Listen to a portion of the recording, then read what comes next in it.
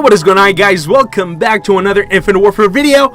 Now, I don't know if we actually got the new guns, but today is the day we're supposed to get the new guns. I'm actually recording this on Monday, and this is going up before 10 a.m. Pacific Standard Time, which is typically when they actually update Call of Duty, and we got all the cool new stuff. But if we didn't get it, today is the day that we were supposed to get new DLC weapons, as well as new calling cards and new emblems, which honestly nobody really cares for. And on top of that, we were supposed to get these cool new animated camos. Some example are Fireworks, Lagoon, and Inferno, just to name a few, but these are really cool. These are going to be epic, I'm pretty sure, and hidden behind supply drops, no doubt. But these are most definitely super cool. If you guys want to check out anything that I talk about in today's video, and I mean anything, I am going to leave everything linked in the description down below. So go ahead and check it out and let me know what you guys think about everything in the comments down below. And can we shoot for 10 likes this video? I would really appreciate that. And let's just jump right into the new info that we actually have. So now, shout out to Charlie Intel. They are the biggest MVPs in this Call of Duty news game, dude. I'm telling you, they get everything unlocked. So once again, Michael Condrey sat down with EuroGamer at E3, and they had a very informational, very detailed interview about Call of Duty World War II and what we can expect. So now we kind of already got an idea of what the headquarters is, you know, because they kind of talked about it a little bit. But in this article, he talks about it a whole lot more, and he gives us some more details that leads me to kind of think, not really believe, but draw a bunch of comparisons to the Destiny 2 tower.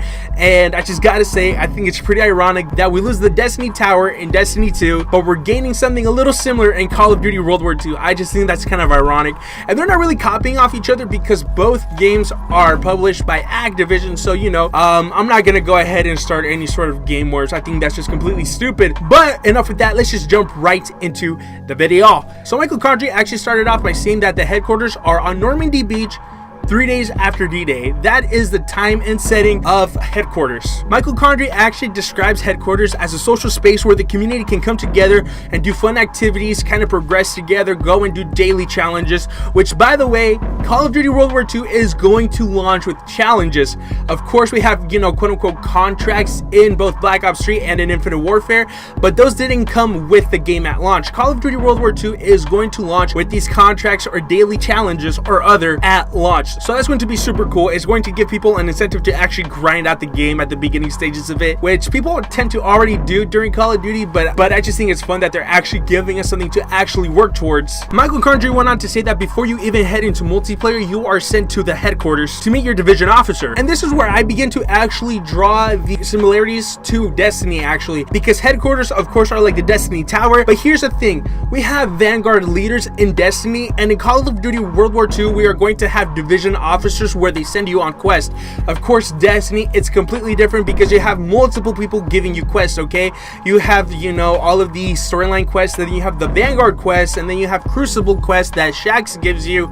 This is kind of the same, except only one person will be giving you all of these quests, and it is going to be your division officer. So that's just one of the similarities. Another one of the similarities is that the quests are going to be all over the place.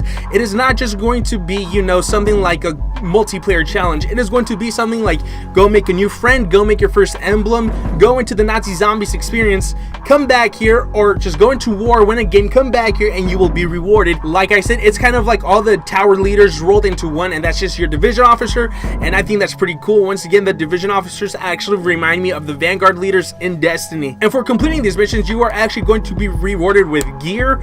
I don't know exactly what that means. I don't know if that means like keys, supply drops, or I really don't know what gear means, because he says you are going to be rewarded with gear, calling cards, and other customization items. Now, once again, I don't know what that means. You could be rewarded with like camos, emblems, calling cards, just gear in general. I really don't know what that means. Perhaps this is actually how you level up and unlock the other guns.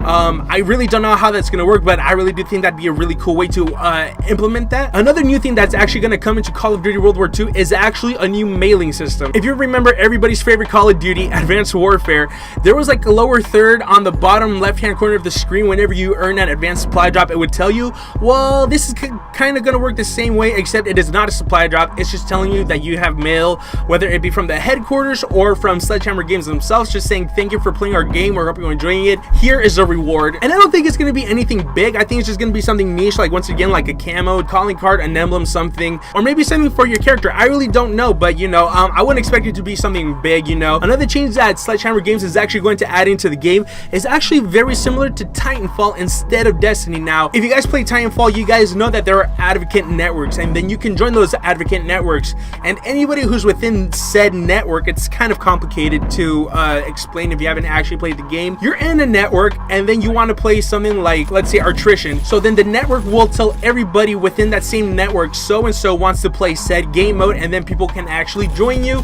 It's gonna work kind of the same way in the lobby of the headquarters in Call of Duty World War II. For example, if you want to go into the zombies experience, you can just go ahead, tell that to the division officer, and they will put out a notification to everybody within the lobby. So like, they're not going to be bothered in game, but anybody in the lobby at the headquarters, you know, they will be able to join your game if they want to. And finally, something that I think is super cool is actually the new prestiging system.